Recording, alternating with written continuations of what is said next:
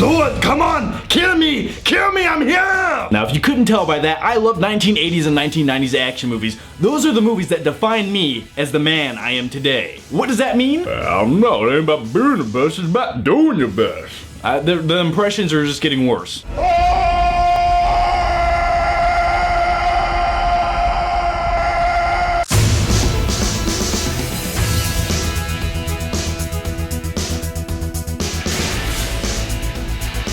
Before I give you my take on Expendables 3, all of these movies right here flashing beside my head are great, iconic 1980s and 1990s action movies. And the reason I told you all that is because I want you to know I respect 1980s and 1990s action movies, probably more than I should. And also, in a few minutes from now, when I start ranting about how shitty the Expendables franchise is and what a cash grab it really truly is, it's not because I don't like over-the-top action movies or the stars that are in these movies. It's just because I like movies that actually contain a story and a script where they give the audience their money's worth. Hey, so with all that said, let's talk about the Expendables movie. I gotta stop doing that. So yeah, let's just talk about the Expendables. The Expendables Part 3. This is the third time I've tried to like this movie. Now, what is the concept? What is the plot behind this movie? Well, the plot is, let's try to cram as many 1980s action stars onto one movie poster so we can make some money. Now, I really like the concept behind the Expendables movies. You cram all these action stars into one movie, how could it not be badass? But what these Expendables movies do is they end up becoming parodies of former action movies. And rather than embrace that badass 1980s action genre,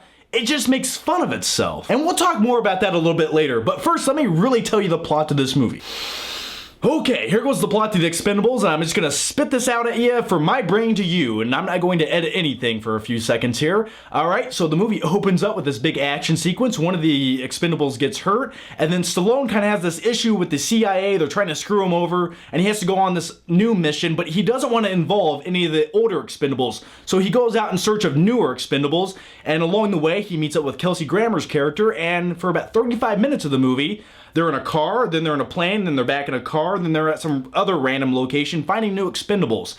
And this part of the movie could be very intriguing, and I like things like that because you have movies like The Italian Job or Ocean's 11 where they go out scouting for talent, like I need a grease man, I need a demolitions expert. And that's essentially what they're kind of trying to do for 30 minutes of this movie. But unfortunately, this just becomes 30 fucking minutes of mind-numbing nothingness.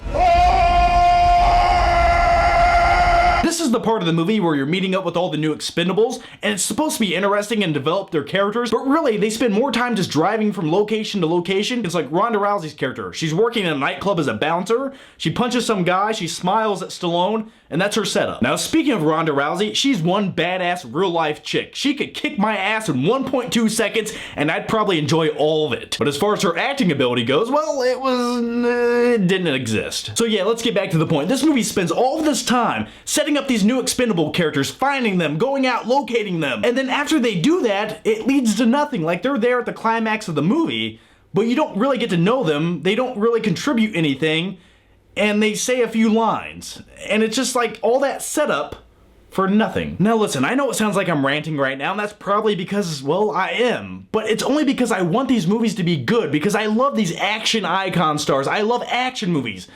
But this movie just feels like the definition of a cash grab. And if you've seen the third Expendables movie, here's my question to you. Before going into this movie, you looked at the poster for the movie, and you're like, yeah, that looks pretty cool. And then you watched the movie. Did you feel cheated just a little bit? I mean, yeah, technically all those guys are in the movie, but some of them are only in the movie for like one scene or one cameo. Now, don't get me wrong, I didn't dislike everything about this movie. This movie had some redeeming qualities, and one of those qualities was Mel Gibson. Mel Gibson plays the villain in this movie, and the best thing about his character in this movie is he doesn't feel like he's playing a parody of himself or one of his past roles. He feels like a real character with real emotions. Mel Gibson's character in this movie wasn't a typical bad guy. I mean, yeah, he had bad intentions, but he was kind of complex, a little bit witty at times, and had some intellectual thoughts. So yeah, for me, Mel Gibson was essentially the best thing about the Expendables Part 3. Now, do you want to know one of the worst things about Expendables Part 3? It's not the script for the movie, it's the PG-13 rating. Now, from a Hollywood executive's point of view, a PG-13 rating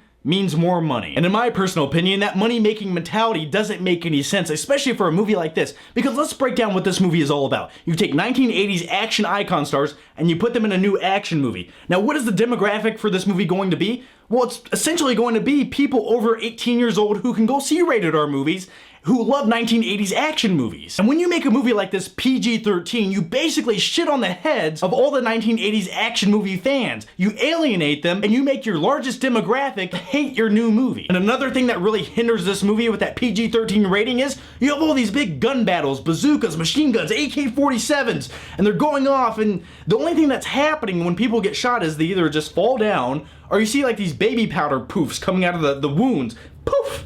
Poof! It's like, what the fuck is that? Oh yeah, there's one more thing I forgot to mention. The movie has Harrison Ford in it. I love Harrison Ford. Indiana Jones? Oh yeah. And Harrison Ford in this movie basically replaces Bruce Willis because Bruce Willis wanted too much money, and they're like, okay, no, we don't need you. We'll get Harrison Ford. And for that, I give the movie 2 thumbs up. So The Expendables Part 3. This movie just feels like an SNL sketch that makes parodies of all these former action stars, but the sketch goes on for an hour and a half.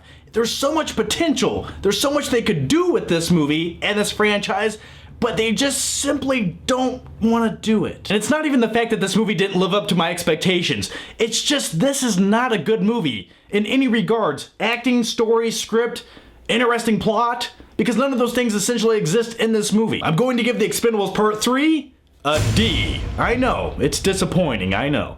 Put the cookie down! So guys, that's my take on The Expendables Part 3. Here's my question to you.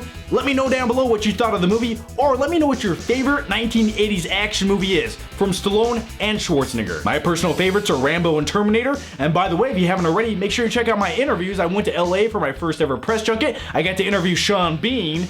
Oh yeah, the man, the myth, the legend. So a link to that's down below, and also check out my latest movie night video where we watch all the Ninja Turtles movies. And I don't have any pizza because I was all out of frozen pizza, but either way, it's a good time. Link to that's also down below. Thanks for watching, guys, and I'll see you next time.